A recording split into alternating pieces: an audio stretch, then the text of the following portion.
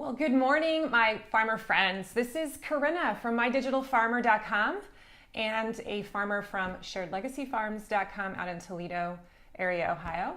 And I hope you're having a great day today. We are going to be talking about email marketing today, specifically the 3 types of emails that you can send. Now, I know you're probably thinking, why are we talking about emails? Well, I know there are lots of ways that we sell things to people, right? We have social media, we use video, we have our website, we meet in person, and I know, at least for us, referrals from our own customers accounts for a lot of sales for our farms. That's a really big deal.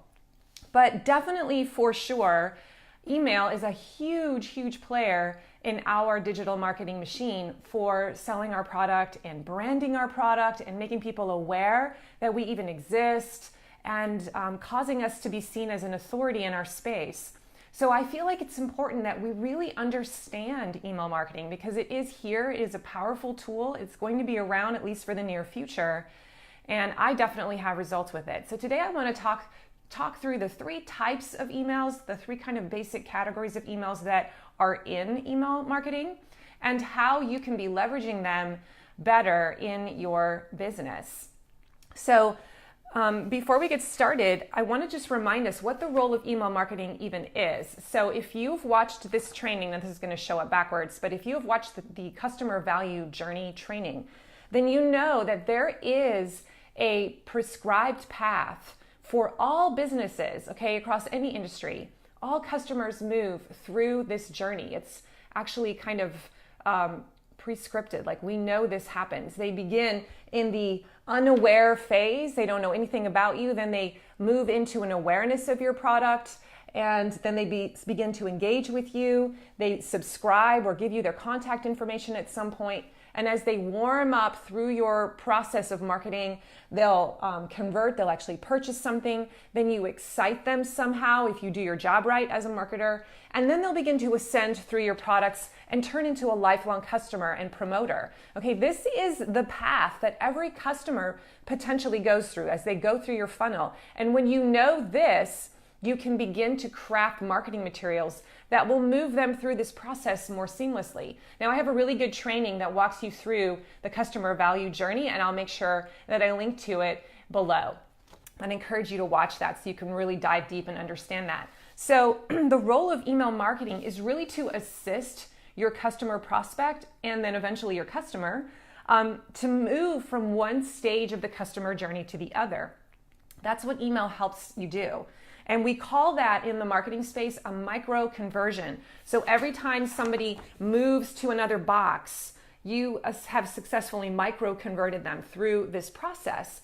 And email marketing is a really big part of moving people into the next phase if you do it well. So there are typically 3 types of emails when you study email marketing. And the 3 of them are transactional, relational, which is kind of your content marketing, and promotional. And I think that what most businesses focus on when they think of email marketing is the promotional emails. But if you're not also paying attention to the other 2, you'll burn your people out and they will unsubscribe and you'll lose customers. So we're going to talk through all 3 of them briefly today. I'm not going to do a super deep dive, and I'm going to give you some examples of what emails fall under each of these categories. So the first type is the transactional emails. And this is really what I would call like customer service kinds of stuff. So let me give you some examples. Order confirmations. So when somebody buys something in your store, whether it's in the Square store or it's on your website or it's through one of the CSA software systems like Farmigo or I'm blanking right now, Small Farm Central or Harvey. Okay, whenever that happens, an order confirmation goes out. Okay, that is a transactional email. It delivers information, an order confirmation. And it's kind of interesting because when people sign up for your CSA for the very first time, this email, they are so excited about opening because they have just made a major investment in a big purchase. And so they're really excited about clicking that email. So if it doesn't show up in their inbox and it gets lost in their promotions tab, or if it doesn't show up at all, they get really nervous and they're like, oh wait, did that go through? Oh shoot, I just spent a ton of money. And there's some anxiety, and you don't want that to happen, right? You want that first initial email that comes back at them to definitely show up, and you want them to be excited when they open it, all right? So this is a place where I feel like I am still missing the boat. Like, we could be putting things in that transactional email that go above and beyond just, here is your order summary, because they're really excited and they read that email, okay? They read that email. So just kind of, that's just like a little side note, but the order confirmation would be an example of a transactional one. And historically has a very high open rate across all industries.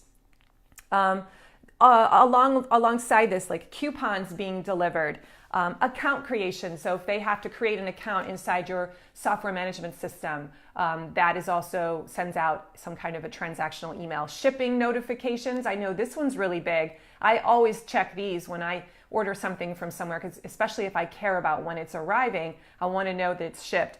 Purchase receipts, return confirmations. They want to know they got their money back, so they'll open those. Support tickets. I don't know if you use webinars to sell your CSA at all. I haven't stepped into that area, but I know that some really big farms that are using Harvey, I think, do use webinars. Password reminders is another type of thing that's triggered automatically. Cart abandonment. So this is a really big one too. A lot of people go in, put things into the cart, and then step away and don't ever end up finishing the purchase. And that is an email that you can get some kind of a software that will actually cause emails to go out when carts are abandoned to remind people that they have things in their cart. And so that's another place that you could be putting content that's pre-scripted inside those emails. And then, of course, unsubscribe confirmation emails, which is another type of transactional email. Okay, so those are some very basic, like customer service. They're giving information about an order. It's kind of a black and white conversation, but we could be adding other stuff inside of those because they have pretty high open rates. So kind of the aha moment for me when I began to study these three types was really getting my mind ticking, like, which of these emails could I be leveraging more? Because I do have a few of those that I use. What could I be putting inside those in addition to just the bare bone facts? Because I have a captive audience. And I'll give some suggestions at the very end about, I don't know, some things that you could put in there. Okay, let's move on to relational emails. So relational emails I feel like are the bulk of what I do in our brand. This is anything that follows through on a promise that you've made. I also call this my content creation funnel or email section, okay? So let me give you some examples of what this looks like. Your new subscriber onboarding email sequence or a welcome sequence. So as soon as somebody purchases your CSA, they've just dropped a bunch of money and they're not going to see you for like 4 months potentially. Do you have a welcome series that welcomes them into the tribe? This is done by a lot of really high-end email marketers.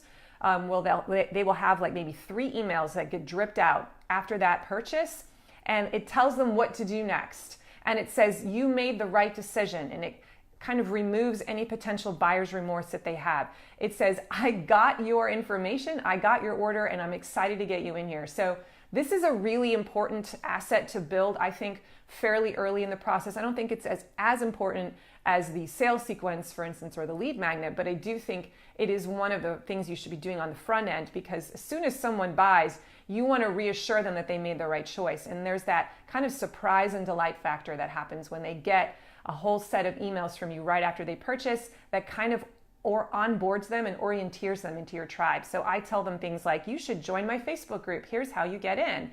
And here's a freebie I'm going to give you that I want you to read before you start. So these kinds of emails fall into this category of relational emails.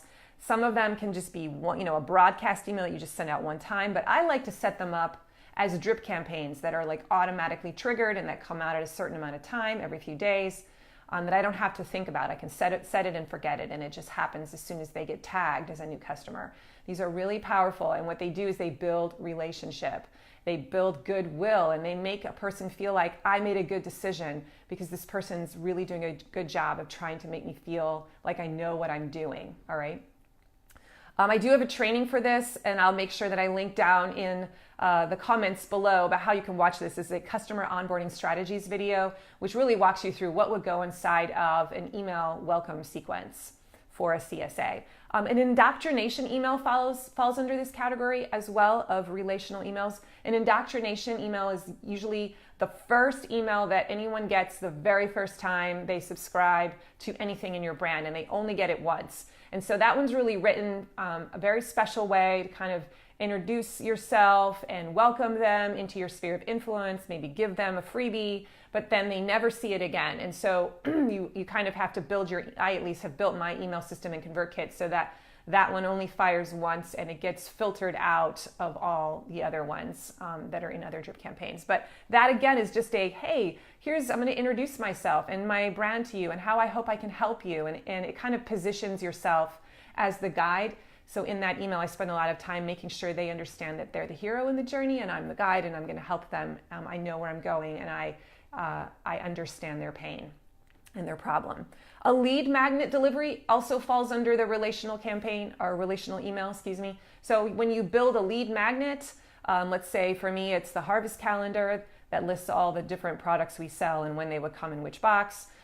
Super popular. I think I have 100% conversion rate on that particular on that particular lead magnet. And so this is where you're delivering a lead magnet. You're delivering a piece of content as promised because they gave you their email address. So that is something that creates a lot of goodwill, especially if it's a really well-written piece of content and it answers a question they have and makes them much more ready to buy. It's just going to build a lot of relationship capital with them. Now, after the lead magnet delivery, I also wrote down a nurture campaign. So I don't think it's enough to just send them the freebie. I think it's great to actually create an email campaign that happens after the freebie is delivered. So this can be just a nurturing campaign. I have an email campaign that automatically triggers when someone downloads my A to Z vegetable storage guide at the very top of my funnel. And all I do is just talk about, I give stuff away. I'm like, here's this resource, here's an idea, here's a tip, and it's probably 7 emails. So that has just, the whole purpose is just to engage them and build relationship. There is a pitch at the very end, which allows them to, it's not really a pitch, it's like a segmenting email that allows them to say, are you interested in learning more about my CSA? If you are, click here. But I'm not selling them for anything. But I also have nurturing campaigns that are, trying, once they download this particular lead magnet about CSA, it's going to set off a triggered email that's going to talk a little bit about the CSA product, okay? So that is something that, again, builds relationship, a relational email. Newsletters are relational emails. So you send out your weekly newsletter to your CSA members, or if you send it out to everyone on your list, that could be a relational email. You're giving value in advance, promising, following through on a promise that you made. I will send you a newsletter if you subscribe here, right? Blog articles. So if you write a blog every week, so basically I just write a newsletter article, but I put that article in my blog, so I kind of repurpose it. So I can send out an email to everyone on my list if it's a really good blog article that I want to really share. I can say, this week, that's what the whole topic of that email spirals around is like, I wrote this really awesome blog, here it's the link, go watch it. Again, teaching them something, adding value to them through that content in the blog article. That you link up in your email.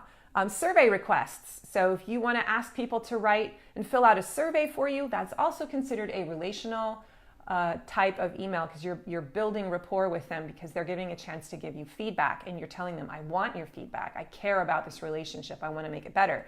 I have a really great training. If you haven't watched it yet, I want to encourage you to. I think it's one of the most important ones to watch if you're a beginner in this group, and that's how to write a great survey that's actually going to give you content that's helpful in your marketing because it's all in the questions that you ask.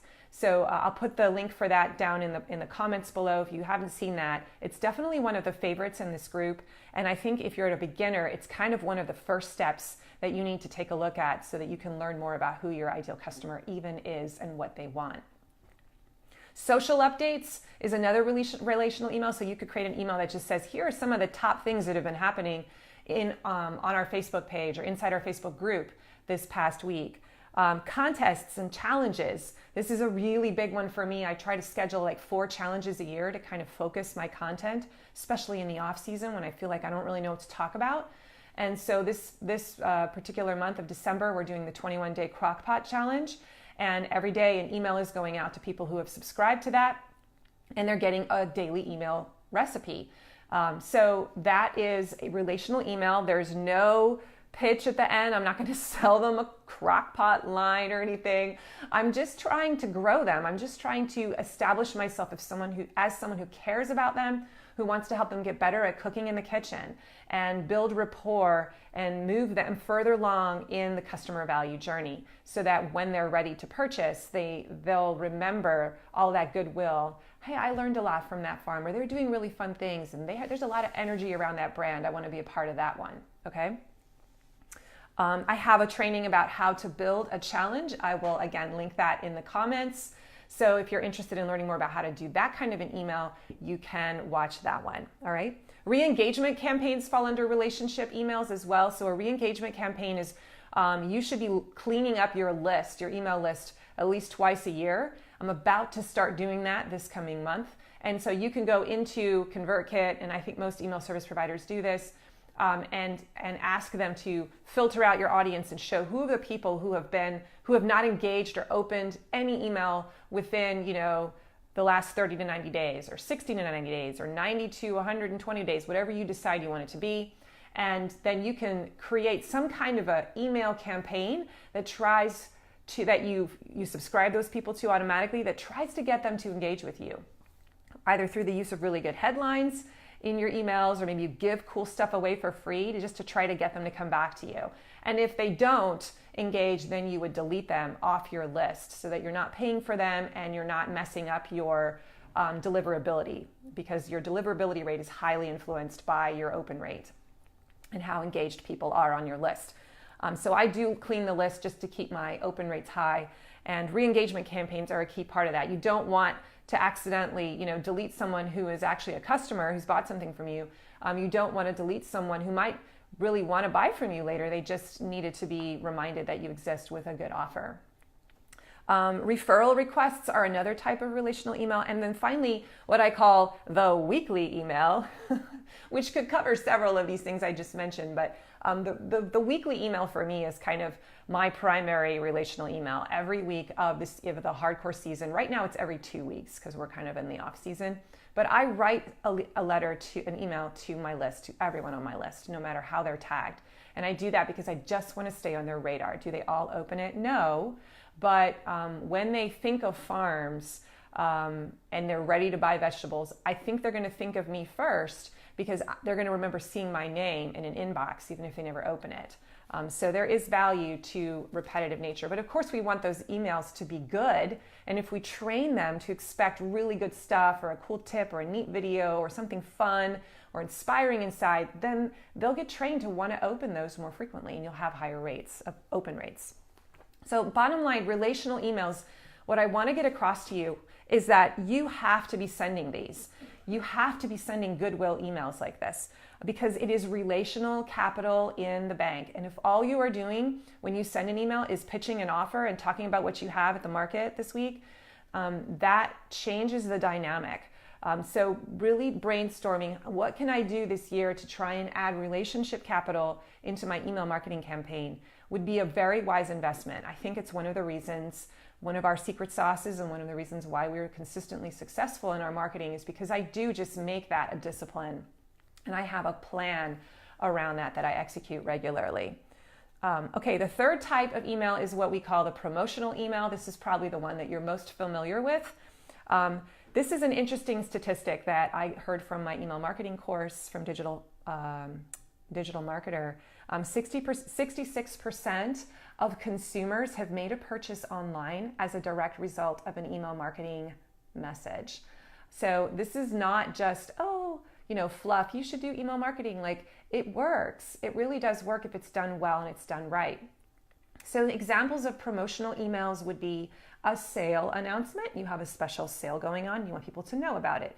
A new product release. So you created something brand new, and you want people to find out about it and get their hands on it as soon as possible before it sells out. A coupon. So you want to send a coupon to someone. If you do webinars, you're announcing a webinar is going to happen. And do you want to sign up to learn more about how a box could change your world? An event announcement, maybe it's an event where you're going to make money, a farm dinner for instance. A trial offer, a upgrade offer, so to upgrade to another plan level or to get some more perks. Perhaps you create a new product line that's just an upgrade. A promotional launch. So this is what I would call like the early bird campaign is a good example of this, where for a week-long period or 10 days or 14 days, every day you send out an email that's just unabashedly promotional. Like your whole goal in these 14 days is to try and get people to sign up for your CSA. And they all know that, and you're okay with that, and they're okay with that because you don't do it that often. And then the drip campaign. So this is the automated drip campaign in the background that you've set up that sells your CSA once they show their interest, once they raise their hand and say, I'm interested in this. I'm going to download this lead magnet related to CSA in some way. And then that triggers for you. That's kind of your salesperson behind the scenes so that you can scale these conversations.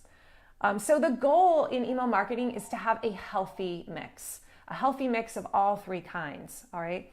And each type of email has a primary goal and a secondary goal. So for example, the transactional emails, their primary goal is customer service, okay? But they also do other things. They also hit the brand awareness goal. So they're gonna make people more aware that you exist as a brand.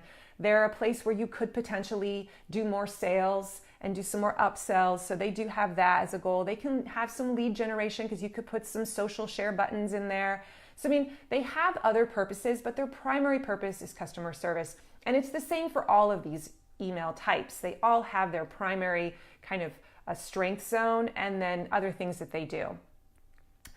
So what I want you to do with this information today, I want you to think about the stuff I've just shared with you. Maybe you've made a list as I've gone through this information of examples of all the different kinds of emails in each category. Now I want you to do an email audit. So this is what I did when I learned this information. I sat down and I thought about, okay, what are all of the current transactional emails that I currently use in my business based on this list that I was given? And then what are all my current promotional type emails that I send? And what are my current relational emails? What are the types of things that I do in the relationship building category? Okay, so I took about 30 minutes and just jotted all those down on a piece of paper. It was really, really helpful because number one, I saw that a lot of them were promotional. And it made me realize when I first began this, journey 2 years ago that I needed to shift that. And I needed to keep those promotional ones. They needed to stay there, but I really needed to add a whole bunch more in the relational section. It also had me thinking about this question. What else could I be doing inside of those relational emails besides just sharing information, okay? What else could I be doing inside those transactional information, in those transactional emails besides just the black and white details of your order? Could I link up a link to a video of my best content and encourage them to watch that? Could I, share a lead magnet? Could I tell them join my Facebook group or follow my Facebook page? Could I say, hey, subscribe to my online farmers market store so you can pre-order stuff? Should I say subscribe to my YouTube channel? Send me a picture of your best recipe, your best photo of something you made. Just trying to brainstorm things. How else could I be using those transactional emails and even some of my relational emails, my weekly email, for instance, to get people to interact more and move into some of these other channels that I've created. All right, so that's kind of my challenge for you, to do that email audit and then think through what else could I be adding on that would be a simple fix, a quick, pull that fruit off the tree and just add that into my marketing assets really simply and quickly, because you'd be surprised how many things are a really quick fix.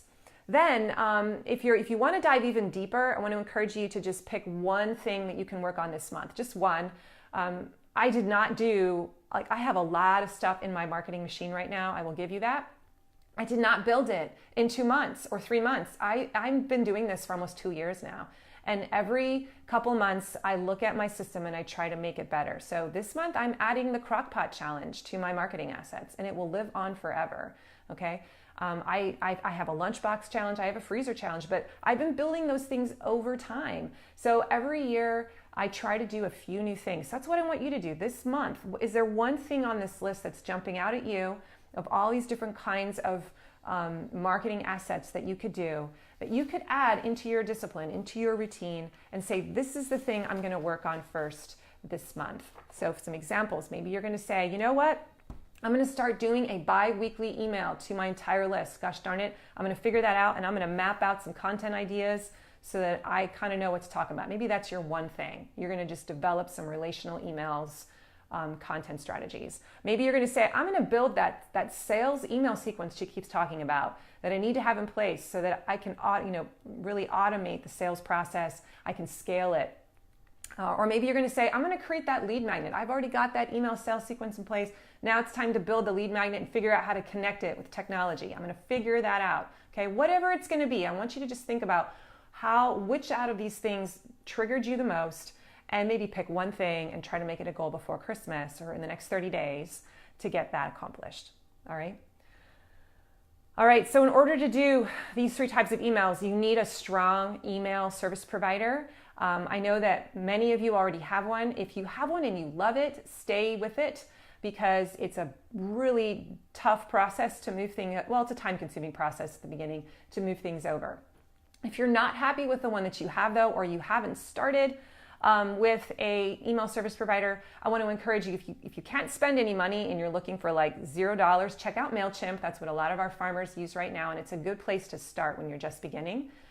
If you want a more robust tool and you're kind of graduating into a more advanced farmer and you want to be able to do a few more cool things with email marketing that aren't so hard to figure out, then I want to encourage you to check out the one that I'm using, which is Convertkit. And I'm an affiliate for that product. So if you want to try that out, I'll put the link down in the show notes here below. Just click on that link and I get a small commission. It's kind of one of the ways that I can help, that helps support me do all this stuff for farmers every week. So I would appreciate it if you want to check it out, to go through that link. And that's all I'm going to say about that.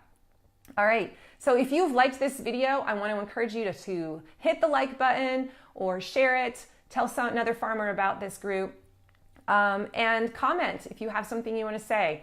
And if you're watching this on YouTube, because I will put it on YouTube eventually, I want you to subscribe if you haven't already, or hit the bell so that you get notified the next time I put a new video on this channel. You can head to mydigitalfarmer.com to learn more about how we're helping farmers get better at marketing. And I hope you guys have a great week. You take email marketing seriously and pick one thing, and get better. All right, take care, guys. Bye.